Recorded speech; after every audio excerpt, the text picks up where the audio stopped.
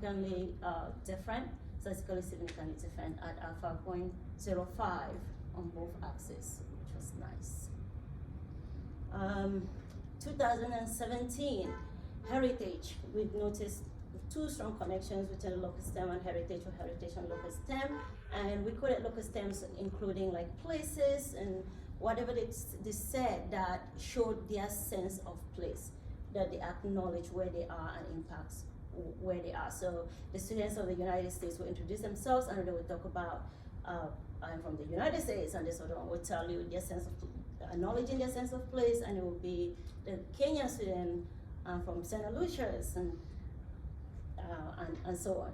And it was fun to really see the students trying to pick out where each other was on the map and things like that sometimes. And then for locus stem, they were working on a project, and one of the students wanted to know why this particular student was working on this soil enrichment project. So soil enrichment falls on the stem because they're doing all these things that have to do with the soil and the local. So that connection between heritage and locus stem, that's where it is. And then he said, I just have that passion about making a video about this, so that's all I consider. He didn't consider anything else. He just wanted to make this video about soil enrichment, which says a lot about those students that we worked with, or that IC4 worked with. No strong connections were made with the other ones, so I'm not gonna dwell on that. For this one, we had more 2020, we had more connections, and we all know what happened in 2020. But we had more connections in 2020. Some of the things that were said, which I cannot see because my eyes are getting old. I just put them according to their connections and how the dialogue supported closing that interpretation loop. So the Cameroonian learner says, those who are the Portuguese, we have the translation. You want to know more, and you can go read below. So what IC4 did from 2017 to 2020, which I don't think was done in 2017, I might be wrong, but I didn't see it in the 2017 stuff, was that they started having the students use translations. And because of that, the students that were Portuguese, so that was another language, was using another language, was able to read and not just sit there twiddling their fingers waiting for the translator to come tell them what's going on. So they were able to read. So the students from Cameroon worked on something, and then they prepared the translation, and the children from Portugal, not from Brazil that speak Portuguese, they really appreciated that. So to conclude, medical plans are inseparable from local livelihoods because they have long been collected, consumed, managed through local customs and knowledge. So as I read these words, you could actually pick where it goes. You could know when they start talking about medicine, we call that STEM because of the science of it. So all of those things are what allowed you to see the connections that you're seeing.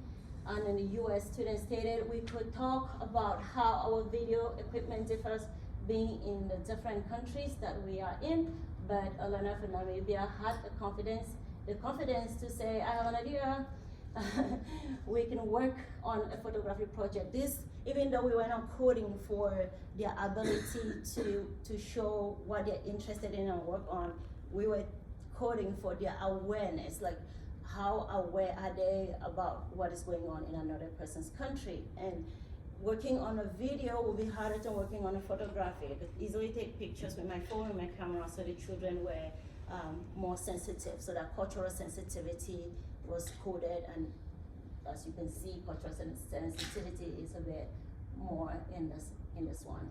So the last week we talked about bitter color, and so some people don't know what bitter color is. So today we have decided to show you what bitter color is. So this one was throughout the 2020, the August 2020 workshop, especially with the Cameroonian kids. I really enjoyed their ability, all the students' ability from across not just Cameroon, but Kenya and Brazil and even the US, to always go back and bring something that was happening in their local environment that they were talking about in class, that in the session that they didn't, that people were not connecting to. So the bitter color was a really good example where they brought it back the next week and helped their colleagues or fellow students understand what bitter color really is.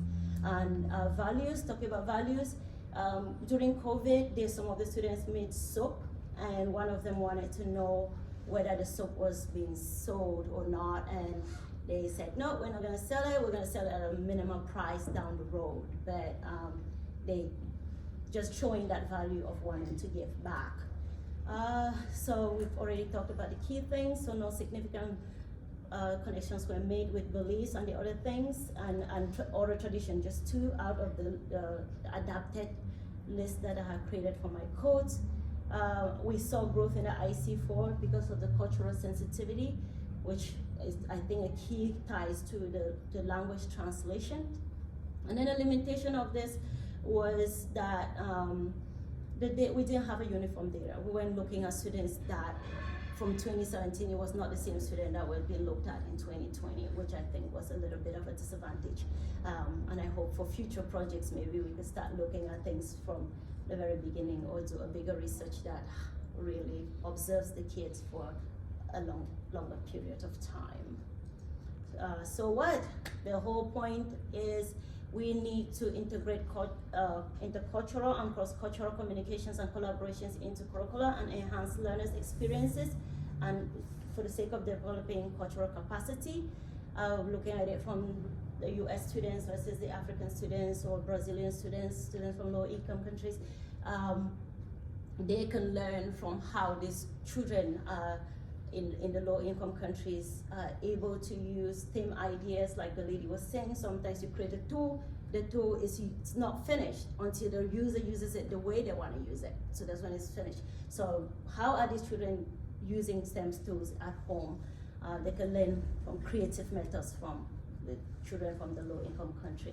And it helped me validate a little bit of the top and the CIA model frameworks, because I really wanted to see if it's something that I could take a random data and put it in and make it work. So I encourage collaboration, and if you guys are working with any students, I encourage you to collaborate across cultures.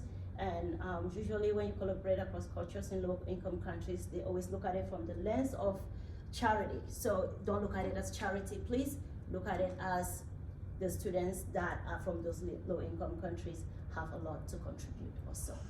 And that is our research.